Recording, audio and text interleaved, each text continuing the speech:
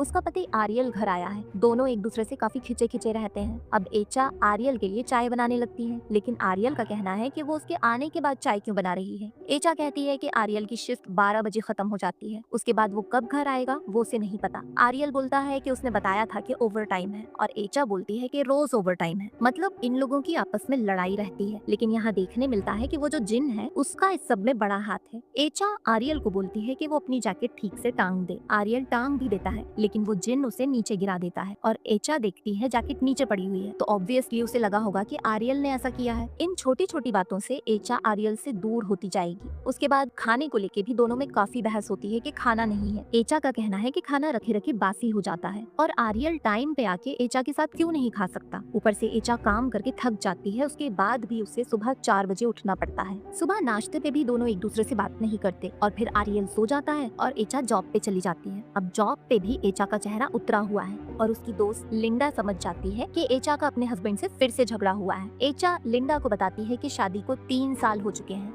लेकिन वो लोग बस लड़ाई करते हैं, तो शायद उन्हें अलग हो जाना चाहिए। इस पर लिंडा बोलती है कि जब भी एचा को वो सपना आता है, उसके बाद उसकी अपने हस्बैंड से जरूर लड़ाई होती है। एचा बोलती है कि जब वो लोग डेट कर रहे थे तब आर्यल अच्छा था, और अब बदल चुका है। अब ना तो वो उससे फ्लर्ट करता है, ना ही उसे गिफ्ट देता है। लिंडा एचा को समझाती है कि एचा भी तो अब आर्यल के लिए ड्रेसअप नहीं होती, जैसे जब वो डेट कर रहे थे तब होती थी। लिंडा एचा से पूछती है कि लास्ट टाइम एचा अपने हस्बैंड के साथ इंटीमेट कब हुई थी। एचा को तो ये याद भी नहीं है। लिंडा एचा से बोलती है कि काम के बाद घर जाके अच्छे से नहा धो के तैयार हो जाए और आर्यल को सेड्यूस करे। इधर हम देखते हैं कि आर्यल अपनी शिफ्ट खत्म होने के बाद थोड़ी देर वहीं अपने वर्क प्लेस पे ही रुक जाता है। आर्यल का सीनियर उसको समझाता है कि एचा क्यों आर्यल के लिए सुबह 4 बजे उठती है। वो आर्यल के साथ के लिए उठती है कि आर्यल उसे सेड्यूस करे। बीवी को कभी कभार सेड्यूस करना होता है। इधर घर पे एचा लिंडा ने जैसा कहा वैसा ही करती है। अच्छे कपड़े पहनती है, मेकअप लगा के बाल खोल के तैयार होती है, और जब आर्यल घर आता है तो स्माइल के साथ उसका वेलकम करती है। जैकेट खुद उतार के टांगती है। आर्यल देखता है टेबल पे चाय खाना रेडी रखा है, और एचा उसके लिए तैयार हुई है। अब दोनों इंटीमेट होते हैं, और तभी वो जिन भी वहाँ आ जाता है, और हम देख सकते हैं आर्यल और एचा के अलावा वो जिन भी वहाँ है। अब एचा को फिर से सपना आता है। सपने में वो जिन एचा के पेट पे एक सफेद फूल रखता है